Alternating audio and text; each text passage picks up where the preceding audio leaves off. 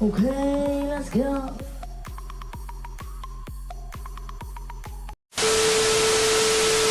Hola, buenas tardes, me presento, soy Alejandra Blas López del grupo 408. El día de hoy estaré realizando una entrevista al doctor Francisco de Jesús Vázquez López, que tiene una licenciatura en psicología, maestría en innovación educativa, un doctorado en educación y un postdoctorado en gestión de innovación educativa, egresado de la Universidad de España, UAM. Esta entrevista se va a realizar para la materia de orientación educativa. Le quiero agradecer por su tiempo para realizar y prestarse esta entrevista. Me gustaría preguntarle cómo se encuentra el día de hoy antes de empezar. Al contrario, pues muchísimas gracias. Gracias por invitarme y pues me encuentro sumamente bien, con el deseo de contestar tus preguntas y que sea una dinámica sumamente entretenida para las personas que te acompañan. Perfecto, muchas gracias. Iniciemos acerca de las preguntas sobre su vocación y su decisión de carrera. Cuénteme cuál ha sido su principal motivación para dedicarse a la psicología. Esta pregunta me lleva a pensar justamente en mi infancia. Quiero compartir, ¿vale? Que mis padres son psicólogos y cuando existía el tiempo de compartir en la mesa, mi papá hablaba de ciertas cosas que me llamaban la atención, pero mi mamá siempre tenía una retroalimentación para él y viceversa. Cuando tenía una complejidad en el trabajo, mi papá era la persona que analizaba la información y le hacía ver las cosas desde un diferente punto de vista. Te quiero compartir que, bueno, ellos son psicólogos, ya están a nada de jubilarse y creo que el ADN de la psicología viene propiamente desde mi infancia con mis padres. ¿Hubo algún momento en específico que despertó su interés por la psicología o fue exactamente el hecho de que con sus padres compartieran con usted? ¿Qué crees que sí? Vale, existió un punto que me marcó mucho y fue justamente la secundaria. En ese momento tenía una orientadora y yo no entendía del por qué en ese momento en la educación era como esta parte de los reportes, ¿no? O sea, no nos permitían a nosotros como estudiantes decir el motivo de muchas cosas que se suscitaban en las escuelas. Y esa orientadora era como muy atenuante en sus decisiones, papá. Entonces, fue esa parte de querer cambiar el chip, ¿no? Siempre como desde los 3 años tenía la idea de ser orientador técnico en las escuelas secundarias. Afortunadamente, gracias a mis decisiones y el apoyo de mi familia, se concretó, pero siempre quise ser lo contrario a lo que yo tuve en ese momento, ser un agente de cambio. ¿Eso fue lo que le influyó para estudiar la psicología? Yo creo que hay muchos determinantes a lo largo de nuestros días para nosotros los psicólogos, pero 3 de ellos pueden ser mis padres, la situación de la maestra que te acabo de comentar, y uno tercero que me llamó mucho la atención era que mis padres compartían el tiempo de vacaciones con nosotros, siempre las vacaciones junto con mis hermanos, que de compartir que son 2 menores, siempre lo compartían y estaban con nosotros en festivales, entre otras cosas. Fueron unos padres muy presentes, siempre nos dieron el apoyo, el afecto, la atención que se requiere, pero creo que esos atenuantes al día de hoy construyeron lo que yo tenía como plan y proyecto de vida. Okay. Cuéntame qué tipo de psicología ejerce actualmente.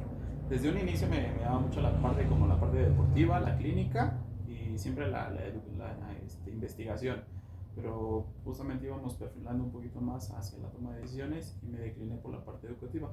Por la parte que te comentaba de la orientadora, existía anteriormente el ingresar al sistema estatal, eran con menos requisitos, lo tengo que reconocer, y fue muy fácil el acceder a este sistema casi 7 meses después de haber egresado.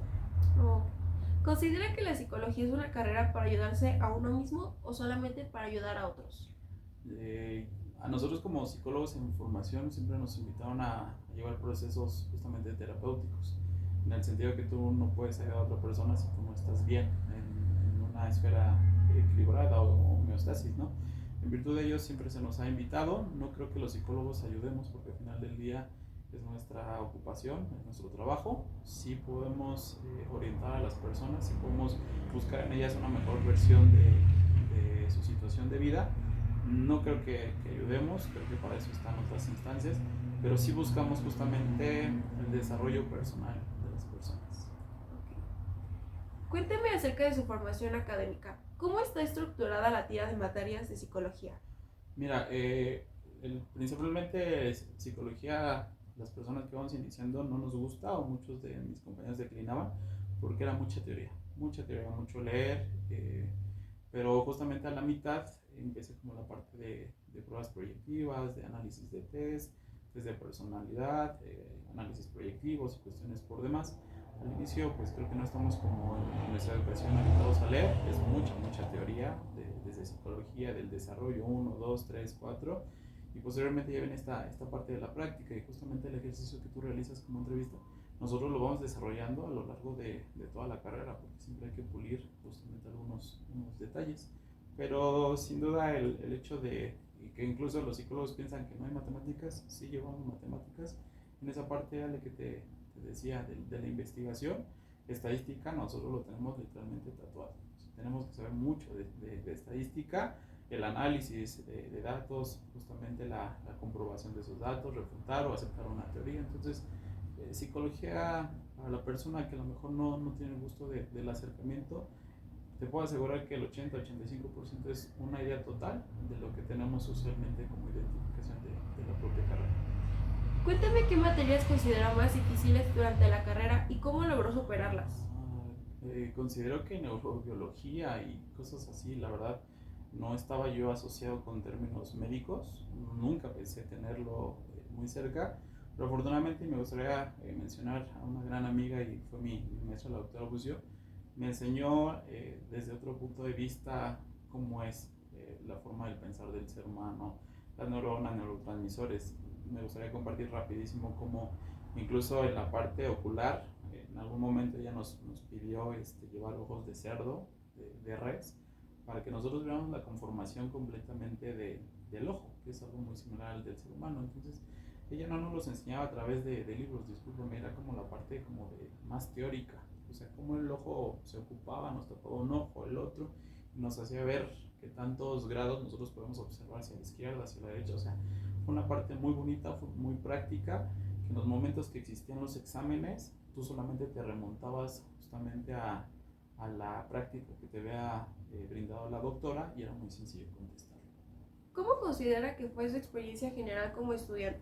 Eh, pues anteriormente a la presentación platicamos de esta situación. Creo que siempre me enfoqué en la parte de los promedios. En casa tenemos una frase muy habitual: el inteligente trabaja primero para descansar después. Entonces, desde que a mí me ofertaron o me brindaron las posibilidades de titularme, siempre dije voy por promedio, por promedio. Me discipliné, tuve que dejar otras cosas, la diversión, los amigos, entre otras cosas, y buscar siempre la parte. Yo lo disfruté muchísimo, mis horarios eran muy reducidos, me permitía hacer otras actividades, pero yo creo que todas las personas que decidan una licenciatura lo tienen que disfrutar, sea cual sea, porque el día de mañana si te toca irte a la Ciudad de México 4 o 3 de la mañana y lo haces con gusto, no lo ves como un trabajo, lo haces propiamente desde una pasión. Ok, cuéntame dónde realizó sus prácticas profesionales y qué actividades realizaba. ¿Qué crees que en esa parte, Ale, tuvimos también el gusto de que una de nuestros maestros, la licenciada Vianey, nos hizo favor de invitar? Ella estaba como profesora en la universidad, nos hizo favor de invitar al Ayuntamiento de San Matatenco y fuimos un grupo de estudiantes propiamente becados por el ayuntamiento en ese entonces. Y nosotros, bueno, nuestra tarea era organizar actividades tanto para niños, adolescentes, gente de la tercera edad, porque en ese momento se estaba desarrollando el DIF.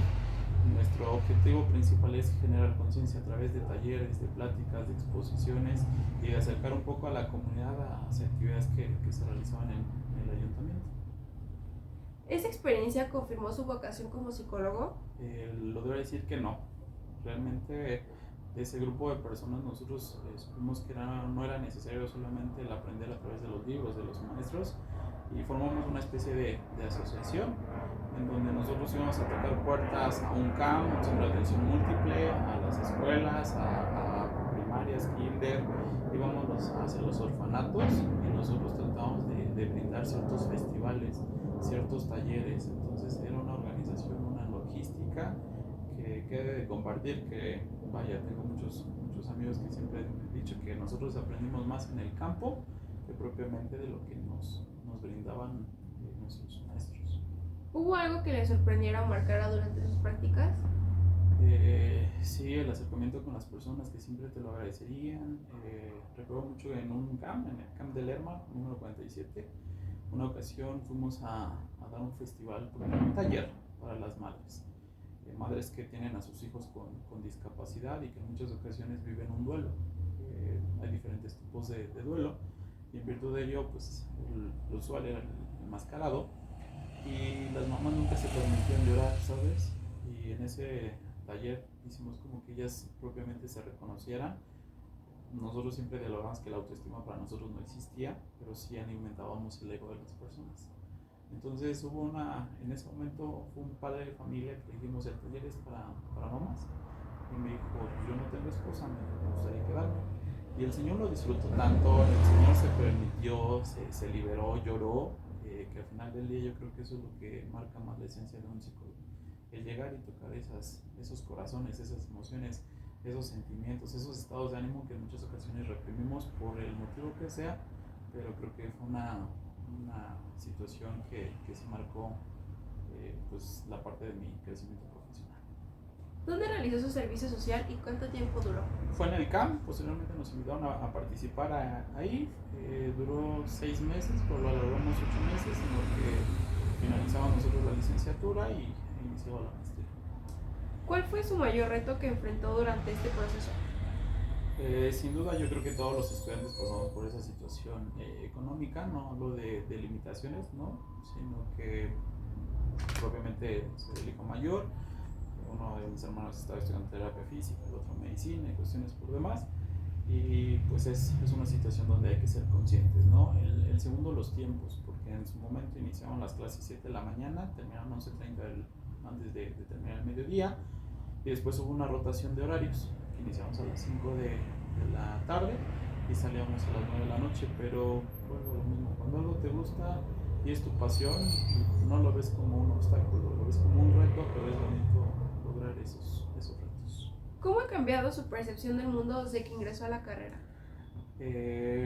Cambia completamente. Te tengo que decir que desafortunadamente tenemos como la etiqueta, ¿no? De que todas las escuelas autónomas son las mejores, ¿no? Hoy en la actualidad la preparación depende de uno.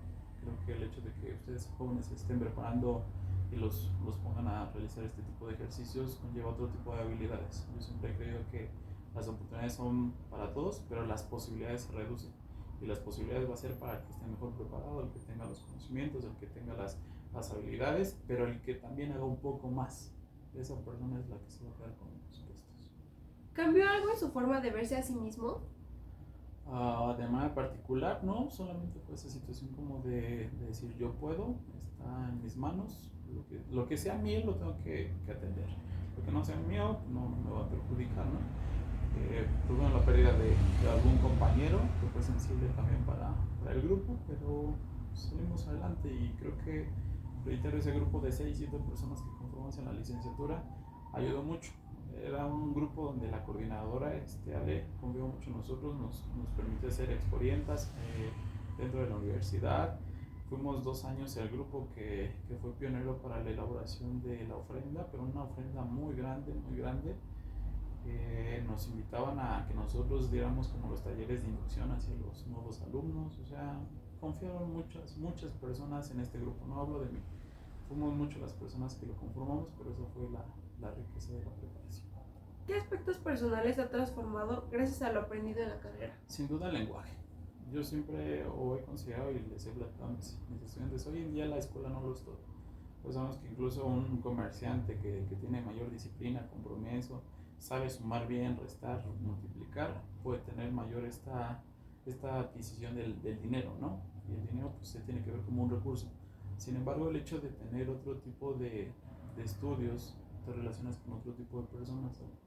Y eso implica pues tu forma de relacionarte, tu forma de hablar, tu forma de atender tu cuerpo y cuestiones por demás. Conoces mucho, es otro mundo, de verdad. Y no estoy haciendo mal ni menos a nadie, pero es una realidad que hoy en día viven las personas que continúan estudiando. Son experiencias y al final es crecimiento. En el doctorado, déjame compartirte que tenía un par de compañeros, recuerdo el nombre del doctor Lisha y la doctora Martita, que venían con 3 doctorados, y gente de 65, 70 años que tenía muchísimo conocimiento y que literalmente era un deleite tener una sesión de ellos en el doctorado, porque era gente que te compartía, gente que te ilustraba y que te hacía una mejor persona y también a la postre un mejor profesional. ¿Qué tanto le ha ayudado la psicología en su vida personal? Me daba mucho. Algo que Buda decía, ¿no? Quien te enfada te domina. Y al día de hoy te puedo decir, Ale, que no ha existido ninguna persona que me enfade. O sea, creo mucho en esta parte de las emociones, de los sentimientos, pero también el autocontrol. Y creo que también cuando una persona se conoce, conoce sus límites, pero también sus áreas, no solamente de oportunidad, sino de mejora y también lo que es y hacia dónde quiere ir, esta persona puede lograr lo que se proponga, ¿no? Decía en algún momento Jorge Bucay, pregúntate quién soy, para dónde voy y con quién voy. Si tú tienes estas 3 preguntas solucionadas, vas por buen camino. ¿Le ha sido difícil separar su vida profesional de la personal? No creo que en esa parte uno suma al otro, no depende. Lo que sí te puedo decir que al día de hoy extraño un poquito la parte de a lo mejor la psicología clínica, porque sí se extraña. En psicología educativa pues no tenemos esas entrevistas, esos tratamientos, esos diagnósticos. Es lo único. ¿Cuál ha sido una de sus experiencias más significativas ejerciendo la profesión?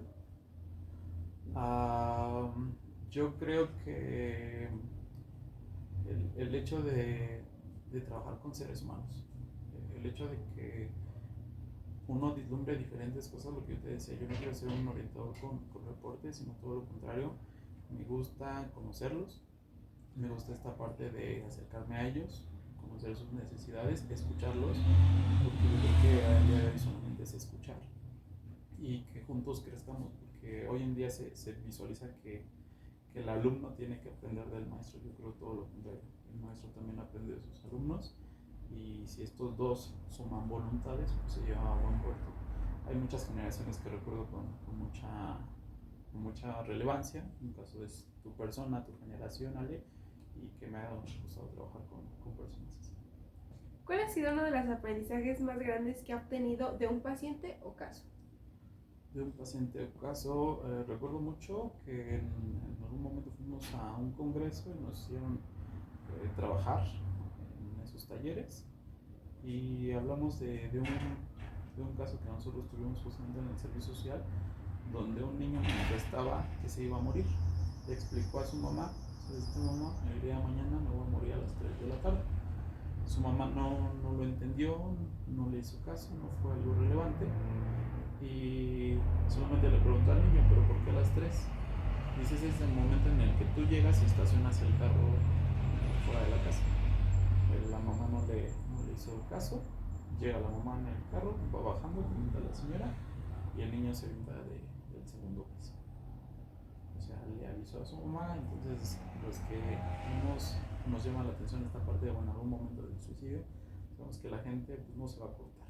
La gente que tiene realmente ideas, pensamientos, lo hace, lo ejecuta. Entonces, para la mamá fue muy complicado esa situación de entender, comprender las acciones de su hijo, y más porque le había avisado a un niño de 7 años, aproximadamente 8 años. Le había dicho: pues ya no quiero estar aquí, no me siento a gusto, extraño a mi papá, tú no me lo dejas ver, va. Y esa fue la solución para él. ¿Ha enfrentado algún conflicto de intereses al ejercer? No, como tal conflicto de intereses no. Sin embargo, yo puedo decir que en mi labor, en mi trabajo, es complejo la situación de generaciones con los padres de familia, porque mientras tienes padres muy jóvenes que entienden la parte de exigencia, y hablo en términos de exigencia académica, hay padres que todavía perciben que la educación tiene que educar en cuanto a valores, una parte moral, una parte ética, y nosotros educamos pero una parte académica, nada más. ¿El ejercicio de su profesión ha afectado su vida personal en algún momento? Para nada, al contrario, ha sumado muchísimo. ¿Cómo maneja usted las emociones fuertes que pueden surgir durante una sesión? Hablando con un paciente o con un estudiante. En ambos casos podría Okay. aplicar. Lo primero es que la persona, literalmente en psicología, vomita emocional. No hay que hacerle preguntas porque la persona tiene esa necesidad de sacar completamente todo. Si hay situaciones que en ese momento no han sido claras para mí, se hacen las preguntas, pero solamente de manera muy puntual, ¿no? En el caso de los estudiantes, pues se les invita a reflexionar sobre su toma de decisiones. En el caso de los pacientes es todo lo contrario, es cuestionar, oye, ¿y qué te llevó a esto? ¿Por qué hiciste esto? ¿O en qué momento fue? Y has analizado la situación desde esta perspectiva. O sea, es más esa situación de entrar en conflicto para que los niños encuentren las soluciones. Cuénteme cómo se cuida emocional y mentalmente como psicólogo. Pues, bueno, primero también el hecho de que nosotros tenemos la decisión de seguir continuando el proceso terapéutico, ¿sabes? O sea, siempre yo creo que es un hábito que debemos de tener, el cuidar o preservar la salud mental. De manera muy particular, así es lo que a mí me gusta. Compartir los momentos con las personas que me hacen bien, alejarme de aquellas situaciones o conflictos que no son propios, porque el hecho de acumular situaciones ajenas conlleva a un malestar, a un desequilibrio, y dar lo mejor de mí, en donde yo me encuentre, ¿no? Creo que sea transparente. Algo de lo que siempre he hecho es buscar la congruencia. ¿Entre qué? Entre lo que pienso, siento, digo ya. Una persona equilibrada pues va a encontrar soluciones, no malestares. ¿Cree que en la actualidad se le da importancia que merece a la salud mental? No, no creo. Desafortunadamente nosotros y bueno, hasta los adultos, los propios niños y situaciones así, por ejemplo, si tenemos un malestar de muela, vamos de inmediato y nos revisa el odontólogo, ¿no? En la situación emocional es yo puedo, yo después veo qué hago.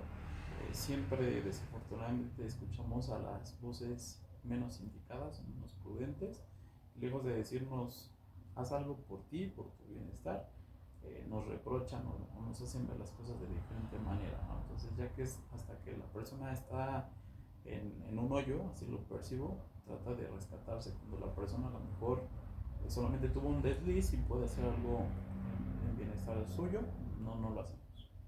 ¿Qué cambios le gustaría ver en la sociedad respecto al cuidado emocional? Pues justamente eso, ¿no? Que reconociéramos el hecho de que, por ejemplo, los hombres pueden llorar, el hecho de que las mujeres también son fuertes emocionalmente, pero que también tienen necesidades afectivas que se pueden compartir, ¿no? Yo creo, y soy muy responsable de mis palabras, considero que los psicólogos no deberíamos de existir siempre y cuando nosotros fuéramos conscientes de nuestras emociones, pensamientos y ese estado mental que comentas, Ale. Sin embargo, pues existimos porque tenemos que atender esas necesidades. ¿Cómo ha influido su carrera en su forma de ver a los demás? Recuerdo una ocasión y ojalá que con el ejemplo se comprenda. Recuerdo que tuve el gusto de haber tenido a un gran maestro y un gran amigo, el doctor Montoya, que lo tuve desde la licenciatura, lo tuve en la maestría y lo tuve también en el doctorado. Recuerdo que en la licenciatura el doctor en algún momento llegó con ropas rasgadas, cuestiones por la mano. Entonces, nosotros nos sorprendió, ¿no? Discúlpame el término, Ale. Pensamos que era un vagabundo, cuestiones así. Y pues nadie le hizo caso. Entonces, llega él en el primer día de clase y pues, todos nos quedamos viendo, no le hicimos caso y empieza a notar en el pizarrón. Nos llamó la atención, nos observamos entre los compañeros, éramos un grupo de 22 compañeros, muy pocos, y empezamos a analizar lo que el maestro quería representar y se empieza a presentar. Entonces, es una persona con mucho conocimiento, Ale, que pues, me gustaría presentarte, y ahí entendí el valor de los prejuicios. En muchas ocasiones nosotros etiquetamos o damos un estigma hacia alguna persona y no nos permitimos conocerla, ¿sabes? Entonces, yo con ese doctor, incluso ya en el paso del tiempo, yo le decía, es que yo con usted aprendo más en una sola clase de lo que aprendo con otros maestros en un cuatrimestre. O sea, y creo que esa era la parte que él decía, la esencia del ser humano. Nosotros como psicólogos estamos con seres humanos, que no se te olvide. No es una máquina, no es un animal, y lo hacía con ese valor, ¿no? O sea, no demeritando lo demás, sino que tú estás trabajando con una persona que puede sacar su potencial o literalmente puede disminuir y quedarse en una situación atorada. ¿Qué consejo le daría a alguien que está considerando estudiar psicología? Que deben entender que la psicología es un estilo de vida. El ser psicólogo te invita a ser un agente de cambio, pero en esa parte de congruencia. El ser psicólogo no es una tarea como tan sencilla. Los psicólogos también tenemos problemas, no leemos el pensamiento de las personas, son estigmas que se tienen, pero considero que el psicólogo en poco va a tener un mayor realce. Hoy en las escuelas, a nivel básico, se nos habla mucho de justamente educación socioemocional.